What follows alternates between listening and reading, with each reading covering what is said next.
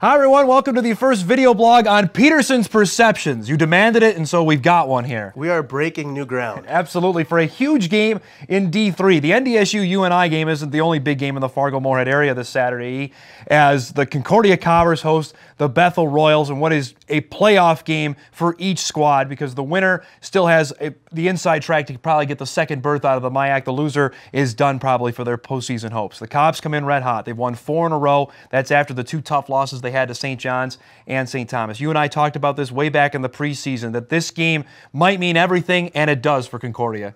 Yeah, they've been basically in playoff mode since that loss to St. John's. You know, they got to go run the table, go 8-2. St. Thomas is still undefeated, number 3 in the country, but it's going to be a battle for that second spot. Like you said, Bethel this week is one team they got to get over. They have a bye week, then they go to St. Olaf. So even if they win this game, they still have some work ahead of them. But their destiny is in their own hands, which Terry Horan has said for the last 4 weeks, and they have won their last 4 weeks without Trent Johnson, the great sophomore running back from Moorhead, who probably will not be available this coming week as well.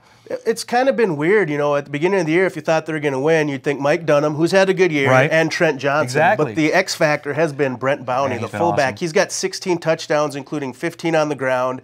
He's 4 away from breaking the school record. This for a guy who came in as a center. They were going to play him in the offensive line. Well, he was a center in high school. They're going to move him to the offensive guard. Beginning of last year, they moved him to fullback, starts 3rd or 4th on the depth chart. Next you know, he's starting this year, 16 touchdowns. And he's been a beast for them, the kid out of Fargo South. The recent history of this rivalry has went all Bethel. 2 double-digit wins the last couple of years, both down in St. Paul again, where this game is again, this game is actually in Moorhead on Saturday. So what do they have to do? What has Bethel done from the games you can remember that's really bothered Concordia?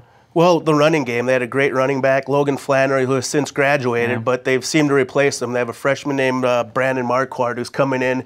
They have 3 of the top 7 rushers in the MIAC right now. And it starts with their senior quarterback, Josh Ockery. He's a 3-year starter. He is in the top 5 in the league in rushing. He's a top 5 in the league in passing. He's a dual threat guy. They're going to run spread. They're going to run pistol. They're going to, you know, give all sort of different option looks. So it's going to be a big test for the Concordia defense. And they're ranked number 2 in the league in rush defense. So that should be an interesting matchup. When you look at Concordia, how do they not put too much pressure on themselves? And you've seen this team up close the entire season, to say the weight of the world is on their shoulders for this game, to, I guess, not come up too pumped up for this game.